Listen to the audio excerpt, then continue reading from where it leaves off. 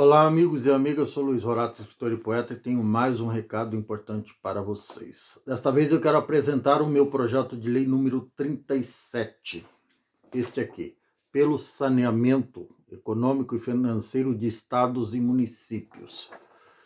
Esse projeto eu fiz no dia 26 de junho de 1987 e o propósito dele era para sanear os cofres públicos. Sanear significa prover de recursos, evitar o déficit dos cofres de estados e municípios que historicamente estão sempre no vermelho.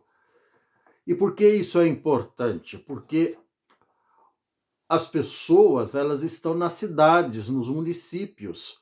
Então, os prefeitos, via de regra, em primeira mão, e em segundo lugar, os governadores de estados, em último lugar, a presidência da República, o Poder Executivo Federal, precisam de recursos para suprir as necessidades básicas, assim compreendidas a educação, a segurança, a saúde pública e também a infraestrutura básica.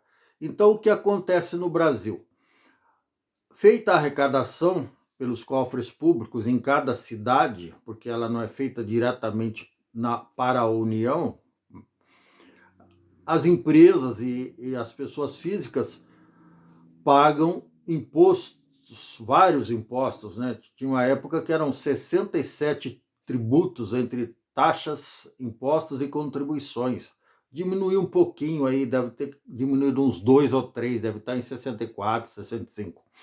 Então, nós pagamos vários impostos e contribuições e boa parte contribuímos diretamente para a União, embora nós estejamos trabalhando dentro de cidades ou municípios, embora nós precisemos mais dos serviços prestados pelas autoridades dessa cidade, desse núcleo menor, digamos assim, que é uma cidade, que é um município.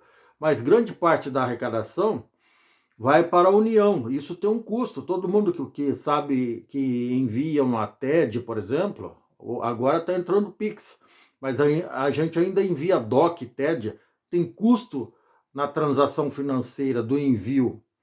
Tem custo fixo ou variável de acordo com o valor que está sendo enviado. Então, a gente manda trilhões. Aliás, só esse ano, apesar da pandemia, o governo federal já arrecadou 1,4 trilhão de reais. Olha o tamanho da voracidade do Poder Executivo Federal. Arrecadou tudo isso e depois ele fica mandando as migalhas para o estado, para o município, só que tem custo de ir e voltar, assim como energia tem custo para ir e voltar, água, sinal de celular, sinal de telefone, dinheiro também tem custo. Então, o propósito desse projeto de lei era evitar, por exemplo, que prefeituras e estados pagassem impostos, porque eles também pagam impostos e contribuições, né? Impostos não digo, mas contribuições eles pagam para a União e depois a União devolve. Então não era melhor já deixar o dinheiro dentro do estado, dentro do município? É uma questão de lógica, de sensatez, porque esse vai e vem, ele custa caro, ele inclusive patrocina a corrupção.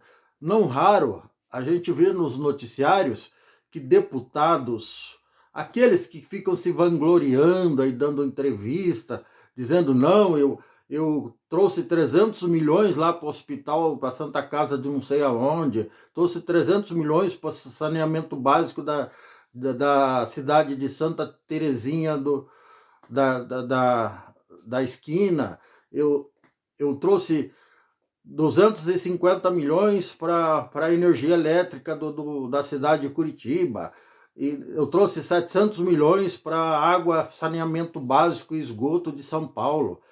Aí os deputados ficam fazendo média com o nosso dinheiro. E pior, se fosse só isso, tudo bem, a gente suporta o cara ficar fazendo propaganda com o chapéu alheio, digamos assim. Mas o pior é o prejuízo, porque daí eles tiram uma parte, né? Não todos, mas tem uma grande quantidade aí que tira uma parte.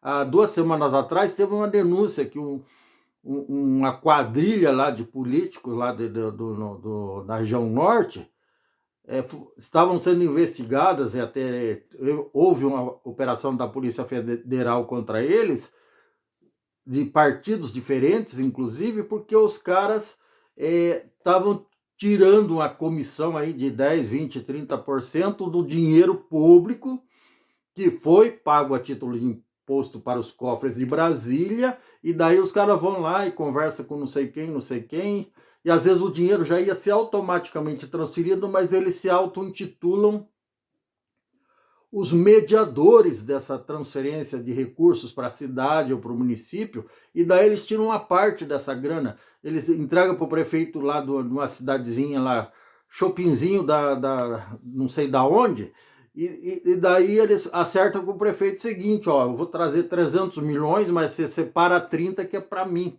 para minha campanha, para minha champanha, para minha viagem para a Espanha, para minha barganha, enfim, e por aí afora. Enfim, vocês entenderam o recado. Então, esse projeto de lei, se tivesse sido aprovado, teria evitado aí o desvio de bilhões, pode ter certeza, ao longo desses 13, de 87 para cá, 37 anos, 33 anos, ao longo desses 33 anos, podem ter certeza que esse projeto de lei cujo propósito era evitar esse vai e vem de dinheiro, que quando chega cada 10 reais, isso não sei o que digo, né? Eu já vi matérias sobre isso, os portais da transparência ou coisa parecida divulgam isso, de cada 10 reais arrecadados, chega um em serviço público pro contribuinte, pro cidadão, pro eleitor,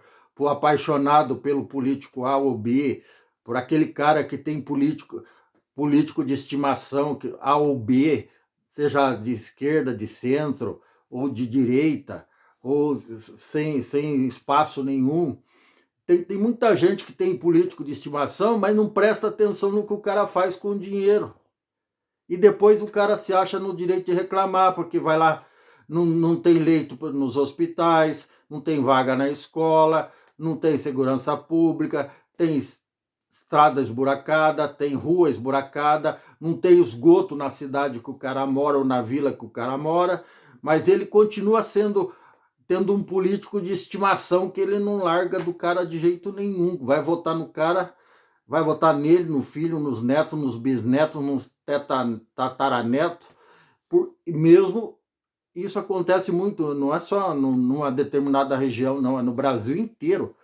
Tem uma parcela grande das pessoas adotam os políticos como se fossem filhos. Enquanto isso, esses filhos estão roubando dinheiro público e ainda se posando de herói, né? Como eu trouxe milhões aqui, só que trouxe milhões, mas desviou bilhões. Então, presta atenção, meus queridos e minhas queridas. Não vou citar nome, porque daí a relação é muito grande e ia dar mais do que uma lista telefônica dos anos 80. Então é isso. Para quem não conhece, deve ter nas bibliotecas. Luiz Horácio, escritor e poeta. Se você gostou, dê um like, dê um joinha, inscreva-se no meu canal, não custa nada. E se você tem um político de estimação, faz o seguinte, cara, dê para adoção, passa para frente, beleza? Não se apega não presta isso. Valeu, abraço, até mais.